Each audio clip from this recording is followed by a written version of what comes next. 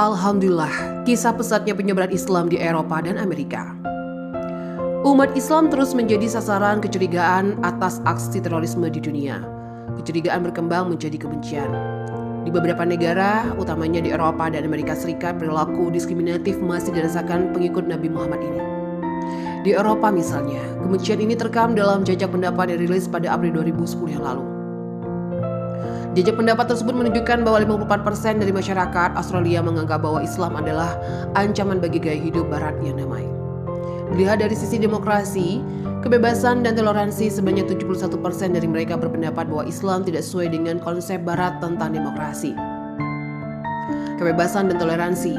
Sementara dari sisi hidup kolektif, sebanyak 72% beranggap bahwa Muslim di Australia tidak mengikuti aturan hidup kolektif. Di Swiss misalnya, sebanyak 57% menolak pembangunan menara masjid, dan di Inggris 53% menganggap bahwa Islam adalah bahaya itu sendiri. Survei lainnya menyebutkan bahwa 4 dari 10 orang Perancis dan Jerman melihat Muslim yang tinggal di negara mereka sebagai ancaman. Demikian hasil jajak pendapat yang diterbitkan oleh surat kabar Perancis Le Monde. Sementara itu di Amerika, survei yang dilakukan perusahaan Amerika Serikat Rasmussen mendapat bahwa warga negara Paman Syia menilai Islam sebagai agama yang paling menganjurkan kekerasan dibanding agama lain.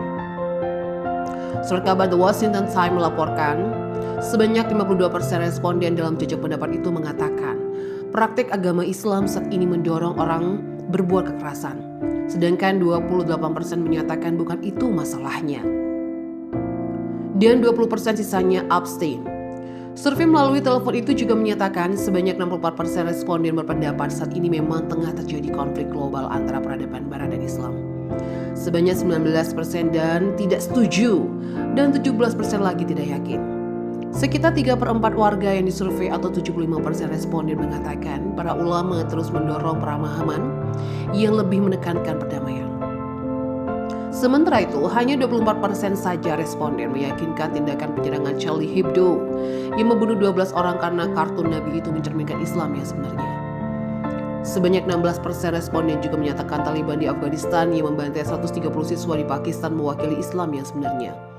Sedangkan yang menilai kelompok militan negara Islam Irak dan Suriah atau ISIS sebagai Islam yang sebenarnya hanya 27% responden. Nah, dengan kata lain, sesungguhnya jajak pendapat itu memperlihatkan sekitar 3/4 warga mereka tidak paham seperti apa Islam yang sebenarnya atau bagaimana secara Islam sesungguhnya. Bisa juga dikatakan kebanyakan orang Amerika saat ini tidak bisa menilai Islam secara objektif. Kebencian terhadap Islam sudah muncul sejak berabad-abad lampau. Terlepas dari latar belakang penyebab kebencian tersebut, nyatanya Islam merupakan agama yang paling cepat berkembangnya di Eropa dan Amerika. Sejak penyebaran Islam ke Eropa pada abad ke-7 Masehi melalui Andalusia Spanyol oleh pasukan Tariq bin Ziyad, panglima tentara dari dinasti Bani Umayyah, benua putih dan biru itu seakan menjadi lahan subur penyebaran dakwah dan syiar Islam. Hasil studi yang dirilis akhir tahun lalu menemukan bahwa Eropa memiliki sedikitnya 38 juta Muslim atau sebesar 5% dari total populasi benua tersebut.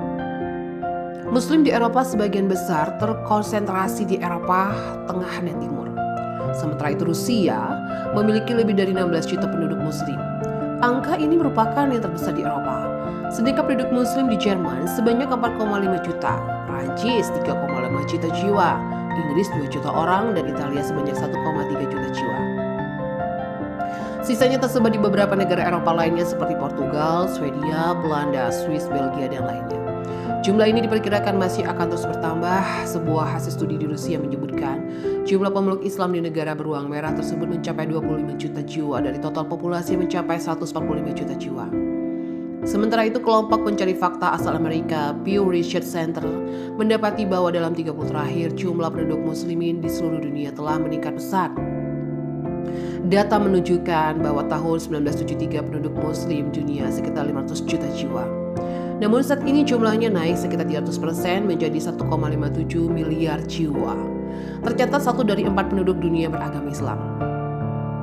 Studi tersebut mengatakan bahwa hampir 46 juta Muslim berada di benua Amerika. Di negara superpower Amerika Serikat, agama Islam dipeluk oleh sekitar 2,5 juta orang. Sementara itu di Kanada jumlah pemeluk Islam mencapai 700.000 orang. Tak jauh berbeda dengan Argentina, umat Islam di negara tangguh itu mencapai 800.000 orang dan merupakan merupakan pemeluk Islam terbesar di Amerika Selatan. Sementara itu di Suriname, pemeluk Islam mencapai 16% dari total penduduknya dan menjadi populasi muslim terbesar di benua Amerika.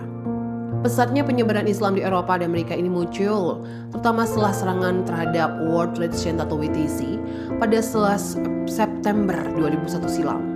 Ketertarikan secara alamiah kian rasa ingin tahu yang mendalam telah mendorong peningkatan jumlah warga dunia yang berpaling kepada Islam. Hal ini diakui oleh Imam Besar Islamic Center of New York, Samsi Ali. Menurutnya, perkembangan Islam di Amerika semakin pesat menjadi kejadian tersebut. Ali menyebut kejadian 11 September 2001 merupakan momentum perkembangan Islam di Amerika. Ali memaparkan, sebelum 11 September 2001, pemeluk Islam di AS adalah imigran dan pekerja biasa yang datang ke Indonesia atau negara-negara lain yang mayoritas penduduknya memeluk Islam. Setelah 11 September 2001, menurut Ali banyak kalangan intelektual serta profesional muda yang memutuskan untuk memeluk Islam. Salah satu profesional muda yang akhirnya memutuskan untuk memeluk Islam adalah Josh Green. Green sebelumnya dikenal sebagai manajer tour artis-artis hip hop kenama dunia seperti Jay-Z dan Kanye West.